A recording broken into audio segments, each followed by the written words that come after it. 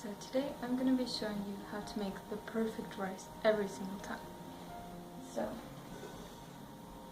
for this rice recipe, I'll put a picture of the rice we use right here. Okay, this is the rice we use. Okay, but we get a big bag, so we just put some of it into here. And we've been working on this recipe for several years now, and it turns out a little different in every rice cooker. So the recipe really depends on your rice cooker. We have a falter, but I'm pretty sure it could work in any. So for this one, all you need is a 1-to-1 ratio of rice to water, okay, and then 1 teaspoon of salt, and then about a tablespoon of oil, okay, and then you cook it for 12 minutes. That's a summary. And our old falter, it was also 1-to-1, maybe 1-to-1.5.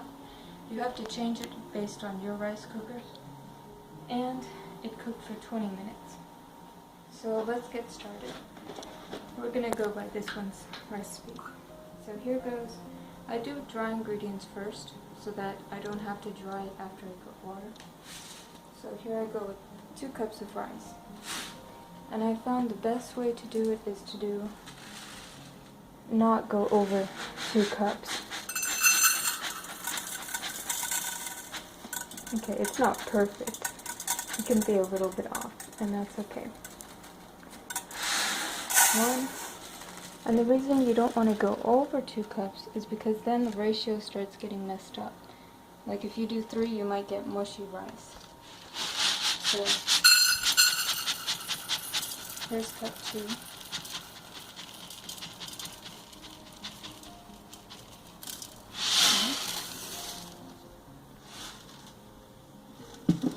If you do want to have more rice, then what I would say is to do several batches of 2 cups.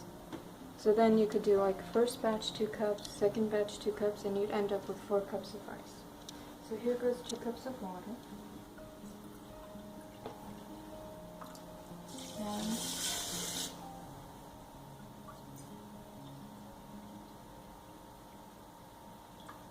2. You can add a little bit if you know that your rice doesn't, like, you have to know how your falter works. So I add a little bit so that it doesn't get too dry. And then you do your teaspoon of salt. You do it flat. 1 teaspoon. Okay? And then you eyeball about a tablespoon of oil. This part isn't super important. What the oil does is it keeps your rice from sticking to each other. So this is olive oil. You can add any kind of oil you'd like. You can experiment with it. So I mix it like this. If you want, you could get a spoon and mix it. Doesn't matter. Okay? So that was just so the salt would dissolve. So now we put it in.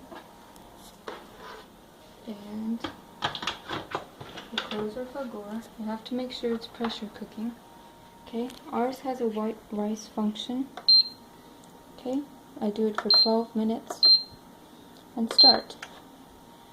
It takes a little while to heat up, and then after 12 minutes it's cooked.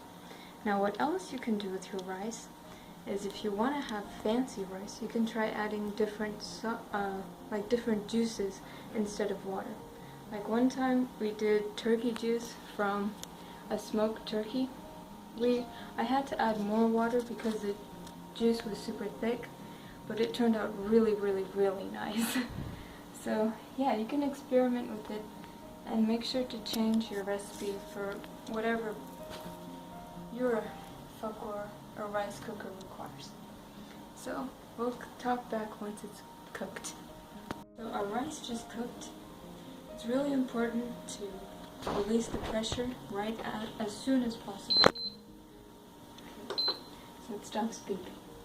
And I usually do this with a towel by putting it over like this. Oh,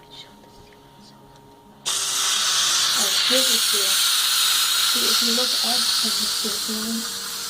So I usually cover it with a towel so it doesn't spread everywhere. Okay. Let's get a wooden spoon so we don't scratch the container.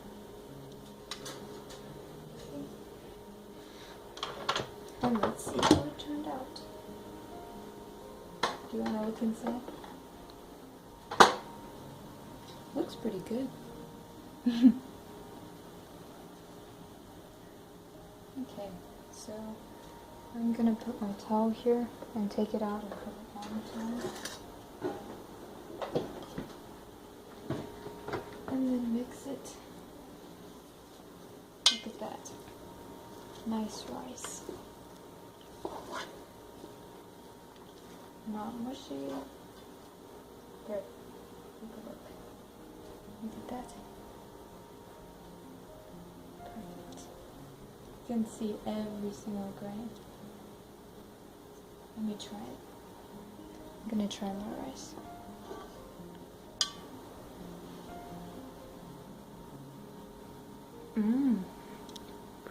It turned out perfectly.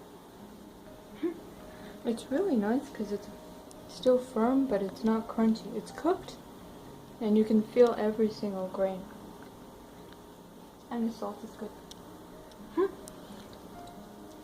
So, this is how you make the perfect rice.